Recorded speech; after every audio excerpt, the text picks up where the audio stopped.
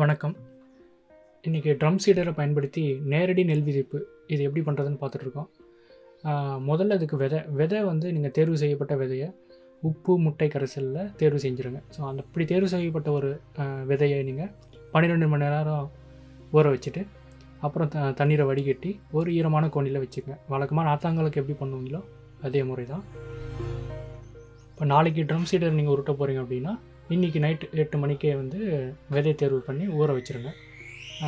நாளைக்கு காலையில் 8 மணிக்கு நீங்கள் வந்து திரும்பி தண்ணீரை வடிகட்டிட்டு அப்புறம் ஈரக்கோணிலே வச்சுருந்துட்டு சாயந்தரமாக ஒரு 3லேருந்து 5 மணிக்குள்ளே நீங்கள் வந்து ட்ரம் சீடரை உருட்டலாம். விதை தேர்வு பண்ணுறதை பற்றி நான் தனியான ஒரு வீடியோ அப்புறமேட்டு போடுறேன். நாற்றங்கால் முறையில் உங்களுக்கு வந்து விதை முளைச்சிருக்கணும். ஆனால் இதில் வந்து நீங்கள் ஊற வச்சா மட்டும் போதும். விதை முளை வந்துடுதுன்னா இதில் உருட்டும் போது உங்களுக்கு அடிபட்டு முளைக்காமல் போகிறது வாய்ப்பு இருக்குது. அதை நம்ம பார்த்துக்கணும். விதையோட அளவு பார்த்திங்கன்னா உங்களுக்கு ஒரு ஏக்கருக்கு 10லேருந்து ஒரு 15 கிலோ அதுக்குள்ளேயே முடிச்சுக்கலாம். நீங்கள் வாட்டி இது பண்ணும்போது அளவுக்காக கொஞ்சம் மிச்சமாகவே பண்ணுங்கள். குண்டு ரக நெல் அப்படிலாம் நீங்கள் விடுறீங்க அப்படின்னா 10 கிலோ உங்களுக்கு போதுமானது. சன்ன ரக நெல் வந்து அதிகமாக கொட்டும். அப்படி அந்த நெல்லுலாம் வந்து கொஞ்சம் அதிகமாக தேவைப்படும். ஸோ வாட்டி நீங்கள் பயன்படுத்தும் போது கொஞ்சம் அதிகமாக ஊற வச்சுருங்க. அப்புறம் அளவு பார்த்துட்டு அடுத்தடுத்த முறைக்கு நீங்கள் அதை கரெக்டாக நீங்கள் பயன்படுத்திக்கலாம். அடுத்தது தண்ணீரோட அளவு. அது வந்து ஒரு பேப்பர் லெவலில் இருந்தால் போதும். ஒரு பேப்பரோட சன்னமான ஒரு பேப்பர் எவ்வளோ இருக்குமோ அந்த அளவுக்கு தான் தண்ணி நீங்கள் இருக்கணும். கொஞ்சம் பிசுன்னு அந்த அளவுக்கு தான் தண்ணி நீங்கள் மெயின்டைன் பண்ணிக்கணும். நாங்கள் எங்களோட வயலில் இப்போ இழுக்கிறதுல வந்து அதிகமான தண்ணி இருக்குது. நாத்தாங்கால் அளவில் நாங்கள் இருக்குது. காரணம் என்னென்னா அன்றைக்கி வந்து மழை வர மாதிரி இருந்தது நாங்கள் இழுத்தன்னைக்கு. ஸோ அதனால் மழை பெஞ்சிட்டு அந்த விதையெல்லாம் இது பண்ணக்கூடாது அப்படின்றதுக்காக நாங்கள் அதிகமான தண்ணீரில் வச்சு இழுத்தோம். ஆனால் நீங்கள் இழுக்கும்போது அதிகமான தண்ணீர் இருக்கக்கூடாது. அப்போ தான் உங்களுக்கு வந்து இழுக்கிற அந்த அளவும் தெரியும். இப்போ எவ்வளோ தூரம் நீங்கள் இழுத்துருக்கீங்க, எவ்வளோ ஒன்றும் மிச்சம் இருக்குது அப்படின்றது தெரியும். இந்த மாதிரி உங்களுக்கு வந்து அந்த பாதை வரும். இந்த பாதை வந்து தண்ணி இருந்ததுன்னா உங்களுக்கு தெரிய வாய்ப்பு இருக்காது. அது ஒரு முக்கியமான இதுவை பார்த்துக்கணும். அடுத்தது தண்ணி அதிகமாக இருந்ததுன்னா உங்களுக்கு விதை வந்து செதறதுக்கு வாய்ப்பு இருக்குது. அதனால் நீங்கள் தண்ணீர் அளவு எப்பவுமே வந்து ஒரு பேப்பர் அளவில் மட்டும் இருந்தால் மட்டும் போதும். இங்கே கொஞ்சம் விதை செதறினாப்புல தான் இருக்குது.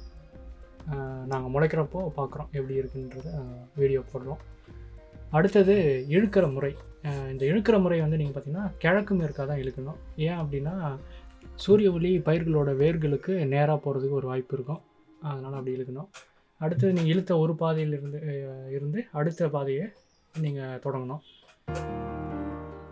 அப்புறம் இழுக்கிறப்போ கொஞ்சம் பொறுமையாகவே இழுங்க. விதை செதறாமல் பார்த்து அப்படி பொறுமையாகவே இழுங்க. இழுக்கிற நேரம்னு சொன்னிங்கன்னா சாயந்தரம் நேரம் வந்து சரியான நேரம்னு சொல்கிறாங்க. வெயில் நேரத்தில் நீங்கள் விட்டிங்கன்னா விதையை வந்து நொதி படிஞ்சு முளைக்காமல் போக வாய்ப்பு இருக்குது. அதனால் குளிர்ச்சியான சாயந்தர நேரம் 3லேருந்து 4 மணிலேருந்து நீங்கள் இழுத்து விட்டுடலாம். அது உங்களுக்கு சரியான நேரமாக இருக்கும்.